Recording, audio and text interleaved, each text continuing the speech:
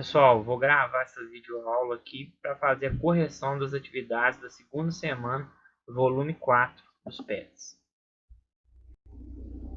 Número 1. Estudamos nessa semana a terceira Revolução Industrial, também chamada de Revolução Tecno-Científica Informacional. Ela é marcada pelo desenvolvimento da tecnologia que foi incorporada nos processos produtivos, nas atividades científicas e nas relações sociais. Como você percebe os efeitos dessa fase do capitalismo na sua vida? Você considera que trouxe benefícios ou obstáculos? Explique. Bom, gente, essa é uma resposta pessoal, só que eu coloquei entre parênteses aí falando um pouco sobre essa revolução técnico-científica informacional, né? Que essa revolução é a marca da globalização, né? Ela é quase que sinônimo, né? Ou é praticamente sinônimo da globalização mundial. Né? Eu coloquei que essa revolução técnico-científica informacional ela promoveu uma interligação entre as pessoas, entre os países, né? Isso através das melhorias tecnológicas, né? Principalmente nos meios de locomoção, de comunicação, na internet, avião, por aí vai. Mas isso não deu de forma igual, né? Não foram todos os países, não foram todas as pessoas que tiveram o mesmo acesso da mesma forma, nas mesmas épocas, a essas melhorias, né? Esse acesso ele está muito ligado, relacionado ao também acesso do capital, ou seja, o poder aquisitivo que as pessoas têm, né? Então, este acesso é mais acessível, obviamente, aos mais ricos, a quem tem mais poder aquisitivo. É óbvio que essas melhorias tecnológicas, né, e aí não só no meio de locomoção e de comunicação, mas nos meios dos serviços sociais, né, de saúde, de educação, elas são importantíssimas, são ótimas, né, mas infelizmente elas não se deram de forma igual para todos. Né? Aí vocês vão falar especificamente na vida de vocês, ok? Sobre isso aí. 2. Pensando na Revolução Industrial como uma transformação de ordem tecnológica, destaque algumas das descobertas que contribuíram para a chamada primeira Revolução Industrial. Bom, gente, eu destaquei duas. O uso de carvão como energia para a máquina a vapor, né? É uma fonte energética aí,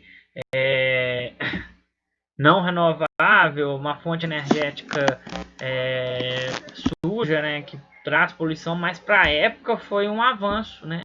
Porque uma fonte energética que permitiu a maior produtividade aí, principalmente dentro das indústrias, né? E ela permitiu o desenvolvimento dessa máquina a vapor que foi usada em várias indústrias, têxteis e outros tipos de indústria. Também promoveu a invenção de um meio de locomoção que se tornou o principal aí da época, que foi a invenção da locomotiva a vapor, né? Então eu destaquei essas duas aí, o uso do carvão como energia e desenvolvimento da máquina a vapor, que consequentemente fez com que fosse inventada e desenvolvesse a locomotiva a vapor, né? Um meio de locomoção muito importante durante a primeira Revolução Industrial. 3. Tomando a formação das fábricas como contexto, explicite as condições de trabalho operários durante as primeiras décadas da Revolução Industrial. Bom, gente, as condições de trabalho desses operários durante essas primeiras décadas, né, e durante quase que toda a primeira Revolução Industrial e até um pouco na segunda Revolução Industrial, a gente tem até hoje, né, condições péssimas de trabalho, né, para esses operários, para os trabalhadores aí, com salários baixíssimos, muitas horas de serviço, crianças, idosos, pessoas com algum tipo de doença, algum tipo de comorbidade que não pode realizar algum tipo de serviço, realizando aquele serviço, né? Então, durante essa época, isso era de praxe, ou seja, isso era muito comum, né? Com o passar dos anos, isso foi mudando, foi sendo amenizado, né? Ao longo desses anos aí, graças a uma série de lutas travadas, obviamente, pelos trabalhadores, né? Os trabalhadores se indignaram, foram se indignando com aquelas condições péssimas de vida, né? Que o trabalho deles proporcionava para eles, e foram travando disputas, lutas aí contra o poder público, contra os donos dos meios de produção, ou seja, os donos das fábricas, das indústrias, né? Até conseguir algum tipo de direito social aí, né?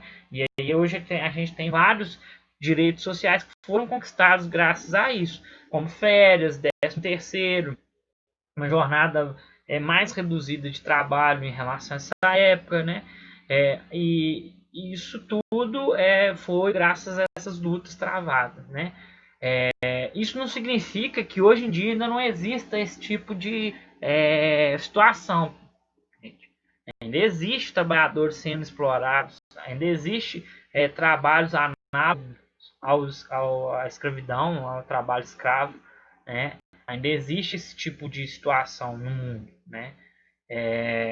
Então é muito importante a gente estar defendendo sempre os nossos direitos sociais, esses direitos que eu falei para vocês, que inclusive nos últimos anos aqui no nosso país têm sido muito atacados, né, com várias reformas aí desses direitos sociais aí, que obviamente vão dificultar muito a vida desses trabalhadores, né? Então essa é uma luta que foi travada ao longo dos anos e tem que continuar sendo travada, né? E esses direitos conquistados, eles têm que ser defendidos por nós todos aí, ok? Entre as características da segunda revolução industrial podemos citar, vocês vão marcar uma dessas aí que é a opção certa. Concentrou-se na indústria do aço e do ferro, uso intensivo do petróleo como fonte energética e utilização da eletricidade em larga escala. É essa aí. A resposta correta da 4, vocês podem marcar e até copiar ela no caderno de vocês, é a A. Né? É isso aí mesmo, que é a característica da segunda revolução industrial. Mas eu vou ler as outras para falar o que tem de errado em cada uma delas. B. Comparada à primeira etapa de revolução industrial, uma fase de menor importância, pois nada significativo foi criado. Óbvio que não, né, gente? A partir de cada revolução industrial, muitas coisas significativas foram criadas, né? Então, ela é de maior importância até do que a primeira revolução industrial. Até, por exemplo, nessa situação dos direitos sociais, né? Eles começam a serem conquistados aí nessa segunda revolução industrial. C. Não houve expansão dos capitais financeiros, concentrando somente no continente europeu. Não, a segunda revolução industrial não se limita apenas ao continente europeu. Por exemplo, os Estados Unidos vai estar bem dentro aí das revoluções da segunda revolução industrial. Né? Só um exemplo. D. Alto desenvolvimento tecnológico no meio produtivo, porém nenhum desenvolvimento na área da saúde, que impactava nas condições de vida da sociedade. Não, já havia algum desenvolvimento na área da saúde, sim. Né? As condições de vida da sociedade, até hoje, que a gente já teve as 3 revoluções industriais, já teve a revolução técnico-científica informacional, né, que essas condições de saúde melhoraram, mas até hoje a gente ainda vê pessoas em condições de vida ruins, né, sociedades em condições de vida ruins. E isso está muito ligado mais ao fato do poder aquisitivo, da desigualdade social, né? Que essas melhorias não se dão da mesma forma para todas as pessoas. Ok? 5. A terceira revolução industrial, que vem se realizando nas últimas décadas do século XX, introduziu importantes alterações no sistema produtivo, cenário alternativo que não indica corretamente uma dessas mudanças.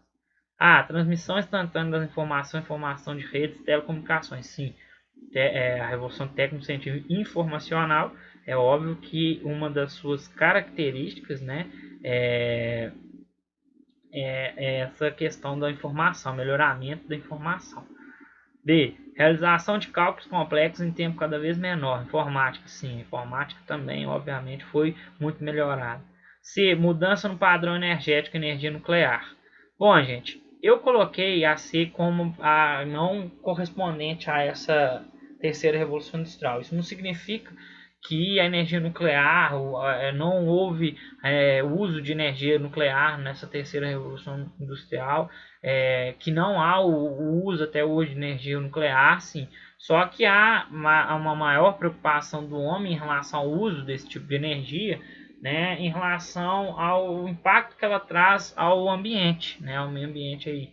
Então, existe uma preocupação ao uso desse tipo de energia e uma substituição dessa energia por outros tipos de energias mais limpas, né? Energias que não degradam tanto o ambiente. Então, é somente por isso. D. Aceleração do tempo e aumento da capacidade de deslocamento de carga, sim. Transportes mais eficientes, óbvio. Houve essa revolução aí técnica também nessa área. Surgimento de novos materiais e adoção de novas técnicas, siderurgia. Houve em todas as áreas, inclusive na siderurgia também. Para falar a verdade para vocês, pessoal, essa questão ficou bem confusa, né? Se fosse uma questão, por exemplo, de Enem, de vestibular, era uma questão que poderia ter recurso, caberia recurso. Provavelmente essa questão seria até anulada, né? Porque eu marquei mudança no padrão energético e energia nuclear como não sendo uma característica da terceira revolução industrial por causa da questão ambiental, da questão da conscientização ambiental. Mas ela é um marco também, como outros marcos da terceira revolução industrial. Na terceira revolução industrial, e atualmente inclusive, é ainda muito usada a energia nuclear, né? Eu só coloquei por causa em termos da conscientização ambiental, né? Então essa questão 5 ela ficou bem sem resposta, vamos dizer assim. Se vocês marcaram outra aí, não tem importância não, porque realmente ela cabe recurso, né? Então é isso aí, pessoal.